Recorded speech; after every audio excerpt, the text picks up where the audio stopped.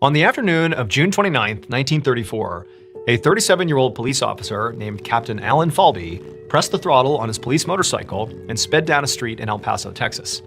Captain Falby's motorcycle lights and sirens were on because he was chasing a speeding pickup truck down the road. But despite the fact that obviously Captain Falby was in pursuit of this person, they were not slowing down at all. So Captain Falby had been a police officer for 11 years, and he loved his job, he loved his motorcycle, and he hated when suspects got away. So he kept his hand on the throttle and kept chasing down the suspect, but suddenly the truck he was going after slammed on its brakes and swerved hard to the left. Falby tried to slow down, but it was too late. He slammed into the back of this truck, and then he and his bike went sliding across the asphalt for a few seconds, and the whole time, Falby is feeling his body getting totally scraped against the pavement, and the wind's getting knocked out of him. And then finally, when he came to a stop, he was splayed out in the middle of the road, and his motorcycle, his beloved motorcycle, was laying on top of him, pinning his legs under him. And this bike weighed like 500 pounds. And adding insult to injury here, as Falby is screaming out in pain because obviously horrible injuries have been sustained here, he looks down the road and he sees the truck he was chasing, who clearly knew he just wrecked behind them. They're not gonna stay and help. They just drove off protecting themselves. And so pretty quickly, Falby kind of assessed the situation he was in. He tried for a second to push this bike off of him, but not only could he not move it, but every time he moved it just a little bit, the weight would kind of come down even harder and a little bit more pointed on his legs, which were crushed, and he had this excruciating pain down there. And worse, he's looking underneath him and he's seeing this growing pool of blood. Clearly, he's sustained potentially life-threatening injuries here, and he's all alone. Like, there's nobody here to help him, and he's totally stuck. And so even though he began calling out for help, the reality was, if nobody came along soon, he was done for. And he found himself starting to panic. Luckily though, just then, two men from down the road came running up to Captain Falby. Apparently they had been sort of behind the captain and were watching him pursuing this truck, and they had actually seen the accident. And so they had pulled over, and they were now running up to see if he was okay. And so right away, without even needing to ask Captain Falby what he needed, these two men saw the situation. The bike is pinned on top of the cop. And so together, these two men were able to lift this heavy motorcycle off of the captain's legs. And as soon as they did, all three of them looked, and they could clearly see, the reason there's all this blood all over the pavement. There was this huge gash in Captain Falby's leg right above his knee that was just pouring out blood. And Captain Falby, he saw that, and he was already starting to feel lightheaded from blood loss, but just seeing this huge wound was totally disorienting. Fortunately though, the two men who had arrived on the scene to help Captain Falby kept their composure. And one of them actually noticed that Captain Falby was wearing a necktie. He had a formal police uniform on that had, a necktie as part of it. And he gently reached over and he told Captain Falby to relax, and he undid his necktie. Meanwhile, the other man, he ran over to the side of the road where this big tree was, and he got a stick, a pretty sturdy stick. And so the guy who undid the necktie, he tied it around Captain Falby's leg above the wound, basically cutting off circulation to that wound, a tourniquet.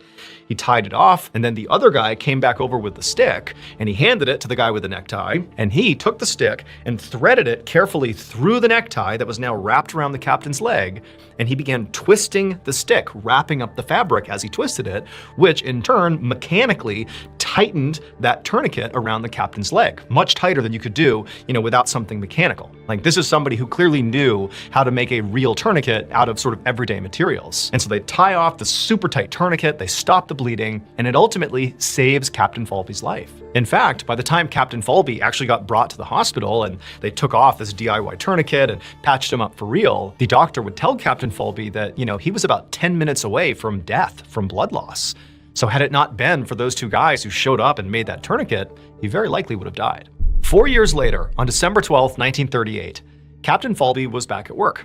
And he had been, ever since maybe 6 months after his injury.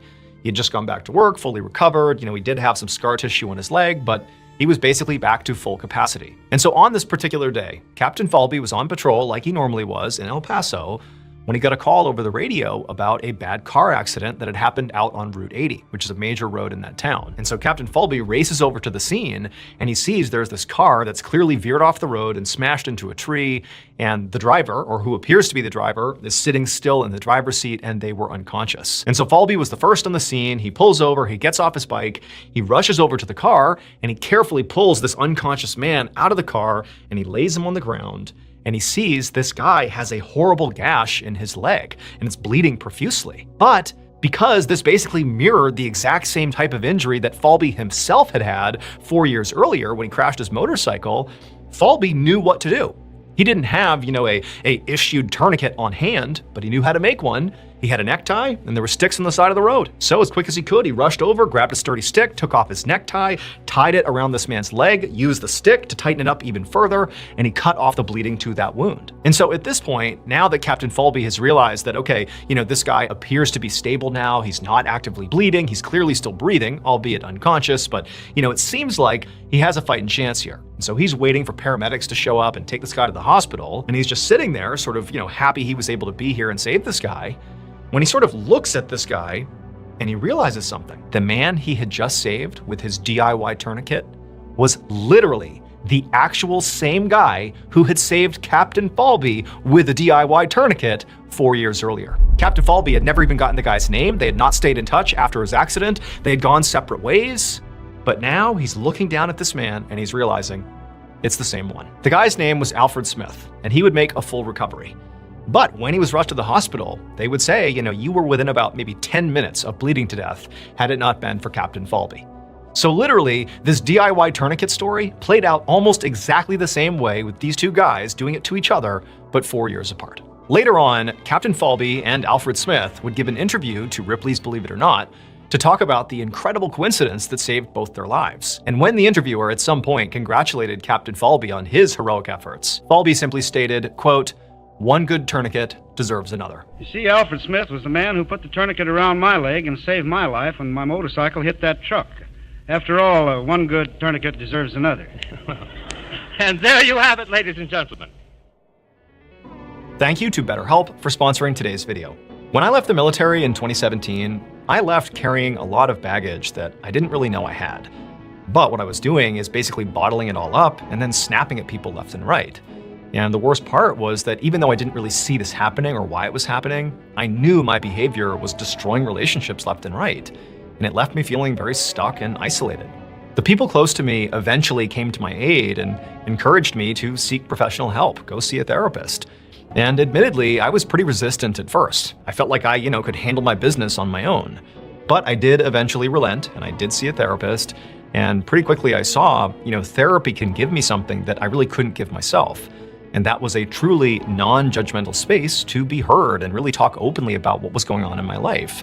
And my therapist gave me lots of perspective that I couldn't give myself, and they taught me methods to cope with my anger and my sadness, and it really kind of turned my life around. Healing is not linear, and you don't have to do it alone. So if you're struggling right now and you don't know who to turn to, consider giving therapy a try. And a great therapy option is BetterHelp. BetterHelp can connect you with a licensed therapist who will listen and help.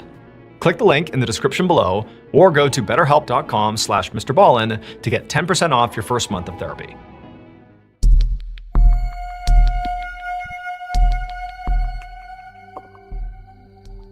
On the evening of December 16th, 1984, a 24-year-old electrical engineer named Hao Ran walked through the courtyard of a pretty low-rent, seedy apartment complex in Hong Kong. He held hands with his longtime girlfriend, 23-year-old Jen Yu. The pair had just finished having dinner together at Hao Ran's apartment, which was part of this complex, but now he was walking his girlfriend across this courtyard to the other side of this complex, where her apartment was located. And so Hao Ran always walked Yu home. The pair had been together for a few years now. They'd actually met in college after a close mutual friend had introduced them, and ever since then, they had been inseparable. And so Hao Ran was just sort of protective of Yu, and he felt like their neighborhood was not very safe, and so anytime, especially at night, when he knew his girlfriend would be sort of out and about in their neighborhood, he would walk with her to keep her safe. And so that's what he was doing tonight. Eventually, the couple reached the front door of the section of this complex that would lead up to Yu's apartment. And so the two walked in through the front door, and they made their way over to the building's elevator bank. There were 2 elevators. Hao Ran reached over and pressed the up button, and then he and Yu just stood there and waited. And as they waited, they began to hear the familiar sound of one of the old elevator cars clanging its way down the elevator shaft. These were old and creaky and really kind of sketchy elevator cars that both Hao Ran and Yu hated riding on. But Yu lived up on the 13th floor, and neither of them liked walking up that many steps, and so it was sort of like, the only other choice is to ride one of these elevator cars. And so eventually the car came down, the doors dinged, they opened up, and nobody was on the car, and so Hao Ran and Yu stepped inside, They pressed 13, the doors rattled to a close, and they slowly began going up. And the whole time they're going up, neither of them spoke. It was just kind of like anxious anticipation that, hopefully this car will make it all the way up to the 13th floor. And so as they're moving up, they're hearing the car banging into the walls, and it's just so uncomfortable. But eventually they do reach the 13th floor, it dings, the doors open up, and both of them are so relieved when they step out of the car onto solid ground. And they make their way over to Yu's apartment, and the two, they give each other a hug and kiss and say they had a really nice time together. And then she retreats into her apartment, and Ron goes back down the hallway and presses the down button to go back down the elevator. And sure enough, a couple of seconds later, Ron heard the familiar sound of the elevator car shaking and banging against the shaft as it made its way up to him. There was a bell sound, the doors opened up, nobody was on the elevator car. Ron stepped inside, pressed the lobby button, turned around, and watched as the doors closed. And then slowly he began to go down. And again, as he's going down, Ron had that same sort of nervous energy, hoping this elevator didn't come to a, lurching stop or something, that it just got him down to the ground safely. And so he's going down, it's floor 12, 11, 10, down he's going. And then at floor 7, the car came to a stop. But it was kind of a hard stop, not like emergency status hard, but it was a fairly hard stop at floor 7. And so Ron, he's instinctively thinking, okay, well, clearly someone on the 7th floor has called the elevator, and the doors are gonna open any second here, and someone's gonna get on. But as he's waiting for the doors to open to alleviate this sudden stress that, oh my God, is something wrong here? The doors don't open. And instead, the elevator suddenly lurches down another foot. It stops. But clearly, this is not normal elevator behavior. There is something wrong with this elevator. Like his worst fears are coming true, and the doors still are not opening. And so Ron's looking around wondering, what's he gonna do? What can he do? He's trying to tell himself that everything's okay. Maybe the doors still will open up, but they're not. And then he begins to smell something. It was almost like a sort of chemical smell. He couldn't really place what it was, and he's sort of looking around, wondering what's going on here, and his panic is rising, like this is a bad situation, has no idea what's happening, but clearly something bad is going on here. And then this already horrible situation gets 1,000 times worse, because he looks down and he sees the floor of the inside of the elevator is now on fire. And as he's realizing the floor is on fire, and that's what he was smelling, as like this burning smell, he sees his own legs are now on fire. And so in a completely panicked, like fight or flight moment, Ron remembered that most elevator cars have an escape hatch somewhere, usually on the ceiling. And he looked up and he couldn't believe it. There it was. There was this escape hatch to get out of the car. And so right away, that's what Ron began trying to do. He kind of scaled the walls of this car. He punched open this hatch and he climbed out of the elevator, out of the fire, saving his own life. And so while all this chaos was happening in the elevator shaft, Ron's girlfriend, Yu, was in her apartment looking out the window. And her view was basically the same courtyard that she and Ron had walked across just, 5 minutes ago to get to her apartment building. And it was sort of customary that every time he would drop her off at her apartment, she would look out the window and wait for him to come out the front door, and she would watch him walk back across that same courtyard to his building on the other side. And so you sort of understood how long it would take, for Ron to come down the elevator and walk out the door. But now it had been, 5, 6, 7, 8 minutes, and he still hadn't come out the front door, and there really wasn't any reason for him not to have exited the building at this point. And she started to get worried. And so given the fact that Yu, much like Ron, was fearful that those old elevators in this building were eventually gonna get stuck while they were on them, given she had that fear, she instinctively was like, oh my gosh, maybe he's stuck in the elevator. Like that's why he hasn't left the building yet. And so instinctively, she left her apartment and walked down the hallway to the elevator bank, and she looked up above the doors, and it showed where the respective cars were located. And she saw that one of the cars was stuck at floor 7, and it wasn't moving up or down. It didn't matter if she pressed the button, that car would not go up or down. The other car would, but not that car. And so it convinced her that Ron has got to be trapped on that elevator car. He's stuck right there. I better call authorities. And so she did. She called the fire department and said, hey, my boyfriend, I believe he's trapped in the elevator. And so just a few minutes later, the local fire department showed up to the apartment complex, and they walked up to the 7th floor where they believed, this car was stuck. Now, they were not in some crazy, emergency mode running down the hall to open up this elevator car. because they're thinking, it's really just an inconvenience getting stuck on an elevator car. It's not like life and death. And so they just make their way up to the 7th floor by taking the stairs. And then on the 7th floor, they go over to the elevator bank where the 2 doors are to the respective elevator cars. And on the one that, shows the car is stuck on floor 7, it says the number right above the door. They use their tools to pry open the doors to see, the car right behind it.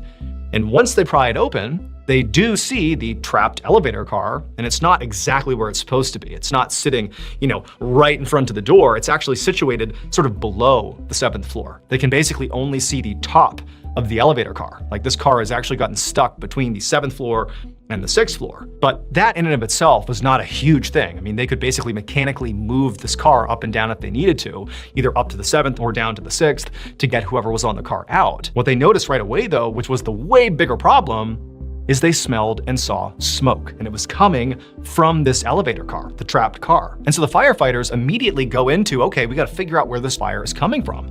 Is it coming from this elevator car? Is it somewhere down below at the bottom of the elevator shaft? Like, they don't know. But from their perspective, outside looking into the shaft, they could see that the hatch, the emergency hatch on this stopped elevator car was open because they can see the roof of this car. And they're thinking, okay, maybe the trapped guy is right in there and we can look down, grab him, pull him out, and deal with this fire. And so they go in, they're yelling out Halron's name, and they look down into this elevator car. They're literally on top looking through this hatch, and they see the carpet inside of this car is all charred and burned, and there's some smoke sort of sitting inside the car. But there's nobody inside the car. It's empty, but they see there's blood all over the inside and up on the walls. And then they realize there's also blood kind of coming up, through this hatch, and it's on the top of the elevator car. Clearly, whoever was in this car was badly hurt as they exited out the roof. But now the firefighters are wondering, like, well, where did he go?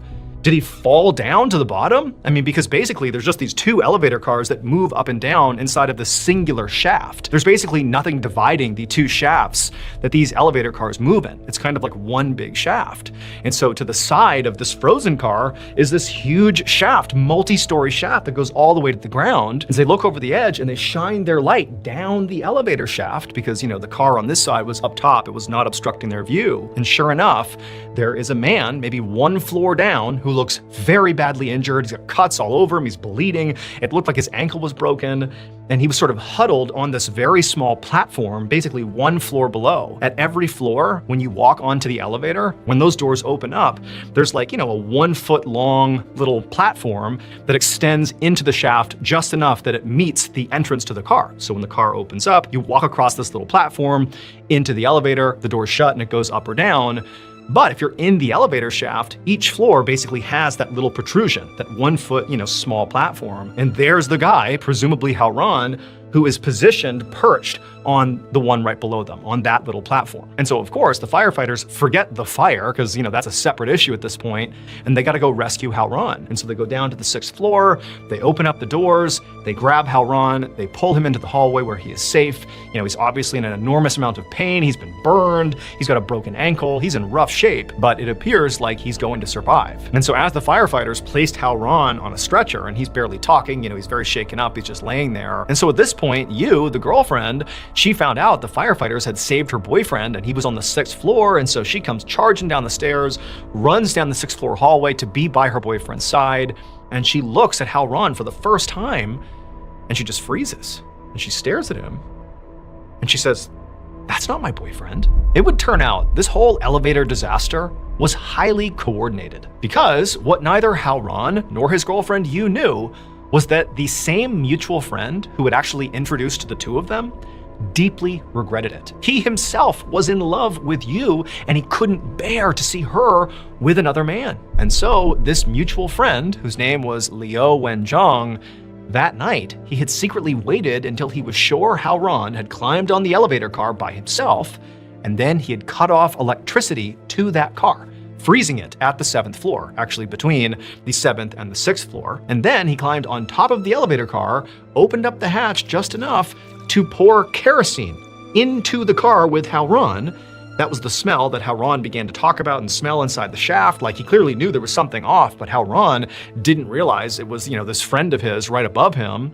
And then before Howron could even understand what was happening, Liu lit a match and threw it into the elevator car. That was what caused the big fire. But then, when Howron panicked and climbed up out of the hatch to save himself, Liu was waiting for him, and he stabbed Howron and then threw him off the roof of this elevator car, where he fell all the way down 7 floors to the bottom of the shaft, where he died. The man that was crouched on that platform, 1 floor below where this car was Liu.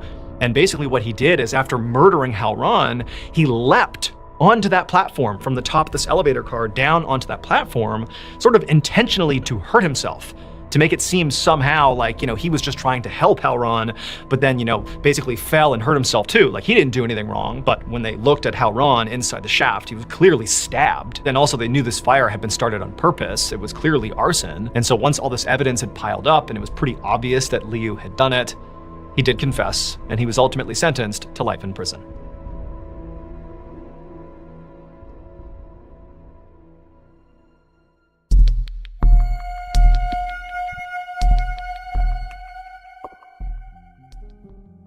One evening in February of 1966, a 34-year-old man named Jose Luis Peña walked down a staircase inside of a cafe in Madrid, Spain. At the bottom of the stairs was this sort of basement seating area. It was pretty quiet, only a few people were down there. But Jose Luis, as soon as he was down there, he saw his friend, Fernando Sesma, had already found a booth on the other end of the seating area, and he was beckoning Jose Luis over. And so Jose Luis, who had come here to meet Fernando, eagerly walked over towards him. And then before he even sat down, Fernando, who was grinning ear to ear, he held up this envelope and showed Jose Luis, like, I gotta tell you about this. So Jose Luis and Fernando were both members of a small club called Ballen Alegre, which means happy whale in Spanish, and their meetings were all about aliens and UFOs. Now, Fernando was actually a post office employee during the day, but at night, he was the de facto leader of this club, and he'd always been fascinated by aliens. As for Jose Luis, he actually was much more of a skeptic. He actually kind of actively did not believe in aliens, UFOs, or anything paranormal. But about a month prior, he'd had this sort of inexplicable, UFO sighting, or he didn't even know what it was. He was driving along and thought he saw something in the sky that didn't necessarily make him a believer. But he didn't know who to talk to about this thing he had seen. He couldn't make sense of it. And so that's how he had found his way into this group. It was just because it was an outlet to talk about this weird thing he had been through. And to be honest, he didn't know if he'd be staying any longer than maybe the next couple of weeks. He was just here for now. But regardless, Jose Luis and Fernando had made plans to meet up in this cafe tonight to sort of catch up on all things about the club before their actual club meeting that was going to happen maybe 30 minutes from when they were actually meeting. But as Jose Luis is sitting down, Fernando's got this envelope that he's really excited about. And once Jose Luis sits down, Fernando puts it in front of him and he's like, look, there's no return address. And he points, there's like this strange symbol on the outside of this envelope, and it just looks sort of foreign, like Jose Luis didn't really even know what he was looking at. But Fernando, who again is a full believer, he says to Jose Luis, he's like, I just got this letter and I'm gonna show it to the club tonight because I think it's from an alien. Now, when Jose Luis heard this, he was open to the idea of UFOs being a thing because, again, he couldn't explain what happened to him, but he just felt like, give me a break. Like, what, an alien sent you a letter? Why? Why would they send you a letter? And he sort of said as much to Fernando, but Fernando, he was ready for this. Like, he knew Jose Luis was a skeptic, and he knew he would cut this letter apart. But Fernando, he took the envelope back, before Jose Luis could say anything more about how fake this was, and he pulled out the letter inside. And the letter, it was typed out, so it wasn't by hand, it was by typewriter. And the writer wrote that they were literally from an alien race called the Umites, and they'd come from a planet called Umo. And they said that, the Umites had very advanced technology, and they'd actually already been living on Earth for the last 16 years. However, humans didn't recognize them because they sort of looked like normal people. And so this alien writer said, for all these years, they had been searching for, a true believer to share this secret with. And apparently, the believer they had found was Fernando. Now, Jose Luis could tell that Fernando was really excited, and so he sort of throttled back how much he sort of rained on his parade here, and he just let him have his moment and said, wow, that's really interesting. And then before long, the other members of their club came into this basement seating area inside this cafe. And as soon as they were all assembled, Fernando got up to the front of the room and he held up this envelope and he said, "You won't believe it. I got this letter. It's from an alien race. They want to talk to me. Like, can you believe this? We finally have proof. The aliens are here." And unbelievably, as he says this, Jose Luis is looking out to get the reaction of the other folks in the club to see how invested they are, in this new revelation. And Jose Luis can't believe it when others in this club begin reaching into their bags and pulling out identical looking envelopes with these strange symbols on them. And they're like, "We got these letters too. We just got them last night. We brought them here for this meeting. Can you believe it?" And so the whole meeting was completely dominated by, talks of the Umaite alien race and how, these letters have got to be legitimate. Like, this can't be a prank the way Jose Luis said it could be a prank. Like, this has got to be real. Who would want to prank us? We're just this little group that, investigates the paranormal. Like, why would anyone care about pranking us? And Jose Luis said to them, "That's why, because you believe in the paranormal and they're playing into that. Like, you're the perfect target to be pranked. That's why this is likely happening." But pretty much the entire club disagreed with Jose Luis, and they reminded him, Fernando in particular, that he should recall the club's motto, which was to believe everything until proven otherwise. Basically, the whole group was demanding that Jose Luis keep an open mind, because this might be the exact moment most of them were all waiting for. A little over a year later, in June of 1967, and Jose Luis was back inside of that basement seating area of that cafe in Madrid, Spain. To this point, Jose Luis had continued attending these meetings of the Ballen Allegri.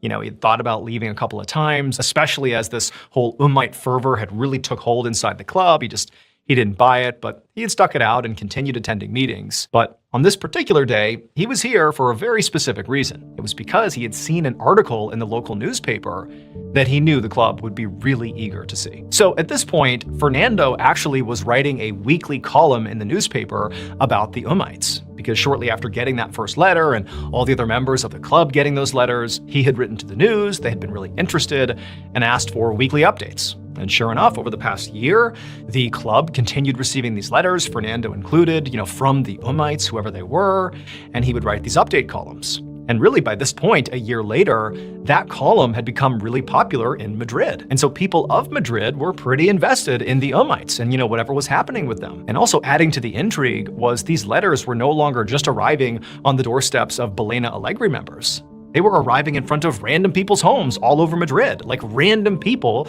were being contacted by, this alien race. Now, Jose Luis still very much believed that there is no way this could be real. Like, this can't actually be aliens. But the Umaites had basically become the only conversation topic in the club every time they met. Like, it was all they ever talked about. And it increasingly felt like it was a lot of what Madrid talked about. I mean, this was a big deal at the time. But today, the reason Jose Luis had brought the newspaper to bring to the group was actually because, they had published something that even to Jose Luis was pretty unbelievable. It wasn't an article that Fernando had published. It was not, another recounting of another letter showing up. It was actually, this newspaper themselves covering what appeared to be a local UFO sighting. And apparently somebody had captured a photo of this, presumed UFO, and that photo had been published in the news. And wouldn't you know, on the outside of this alien craft was that same strange symbol that adorned the front of all the Umaite letters that Fernando and the club members and all people of Madrid were getting from these Umaites. It was the same symbol. And so it sort of felt like for the first time, it was not just, letters that could be fabricated and sent to the masses. It was like this vehicle that had shown up in Madrid that had that same symbol, like it had to be the Umaites. Also, remember, it's 1967, and so faking photographs was very hard to do, at least, making something look convincing. And so that's why Jose Luis, he had brought this newspaper in to show the other members of this club, to be like, what, I gotta say, this is pretty unbelievable. And, the reaction from the club was equally amazed. They had all already seen this photo. I mean, they are completely locked in on all things Umaites. And so this photo was sort of like the centerpiece of that day's discussion. And Jose Luis found himself sort of admitting that, this is pretty unbelievable and I don't know what to make of it. But by the end of the meeting, Jose Luis still cautioned the group, like, look, I know this looks so real and it feels so real. I mean, I'm bringing this to you. I think this is pretty unbelievable. But there's just gotta be an angle here. Somebody has to be faking this. Like, there isn't a way that some alien species is doing this. This just doesn't feel real to me. But at this point, it was like everybody shut him down. They're like, hey, you brought this to us today. You're the one saying this is hard to deny. Like, this makes it feel real. And so at this point, forget your dissenting opinion. What we need to do as a group is take the news of the Umites and this photograph and all the letters and not just show it to the rest of Spain, but we need to show it to the whole world. And so sure enough, after that, Fernando began going on TV and insisting the Umites were real, which actually did cause mass panic across all of Spain. People couldn't explain the thousands of letters and that UFO photo, and so belief in the Umites really caught on. And while Fernando and seemingly the entire general public of Spain became increasingly radicalized, Jose Luis grew more isolated from his friends in Ballen Alegre. And soon he quit attending meetings altogether. And then shortly after that, he began going on TV, but not to advocate for the belief in the Umites, but the opposite. To say, stop believing in this. There's no way this is real. But nobody really listened to him. The Umite story had really taken on a life of its own, and it was sort of beginning to spin out of control. A few years after the Umite letters began showing up and making headlines, two men had lied down on railroad tracks and basically taken their own lives by letting the train run them over, and police actually found notes in these men's pockets that just said, "The aliens call us." And given the timing of, their deaths, it seemed like it had to be connected to the Umites. Then, two Spanish sisters died in a murder-suicide, and police discovered they had been receiving Umite letters that might have contributed to this crime. By the 1970s, there were also multiple Umite-related cults operating in Spain, and one of those cults targeted young boys. And in the early 1970s,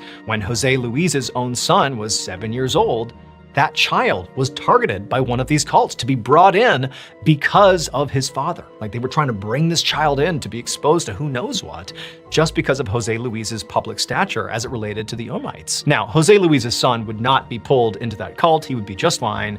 But for Jose Luis, this was pretty eye-opening and terrifying. The idea that his family could be targeted because of this Umite stuff was crazy. And so around that same time, Jose Luis stopped trying to tell people to not believe in this stuff and instead retreated from the public eye and just tried to live a quiet, isolated life. Over the next several decades, people all over Spain continued receiving Umite letters, and nobody knew why.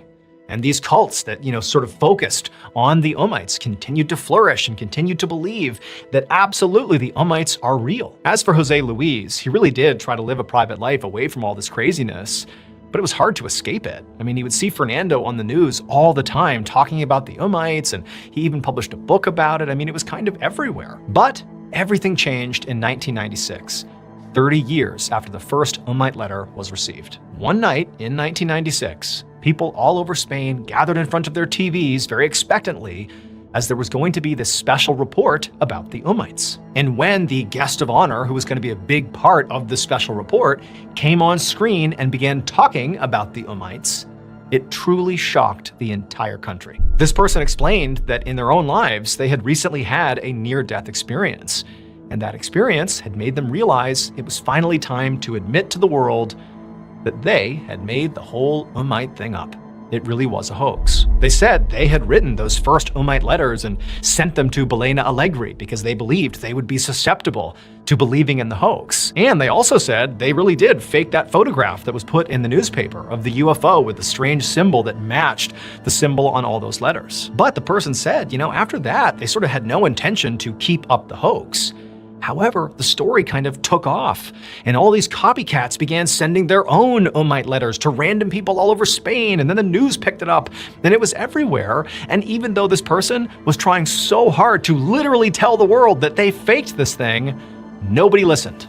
The hoaxer was none other than Jose Luis. He literally had done this just to show the Ballen Alegre how easy it was to get people to believe in aliens and conspiracies, because that's what people want. He basically wanted to show them that he was skeptical and he had this UFO experience and he was trying to get to the bottom of it, but everyone's like, oh, it's gotta be aliens. And it's like, no, let's step back and be rational. He was trying to prove a point that, look, I faked aliens writing to you and you all believed it. Like, how are we gonna actually figure out what's real and what's not? But he wasn't expecting it to take on a life of its own. However, Jose Luis's confession never actually reached Fernando, because Fernando died years before Jose Luis admitted this really was a hoax. And so he died absolutely still believing that Umites were real. And despite the fact there were at least 4 deaths linked to this Umo craze, and also there were all these cults that were doing who knows what, probably illicit and illegal things, also tied to the Umo hoax, despite all that, Jose Luis never faced any criminal charges. He died in 2014.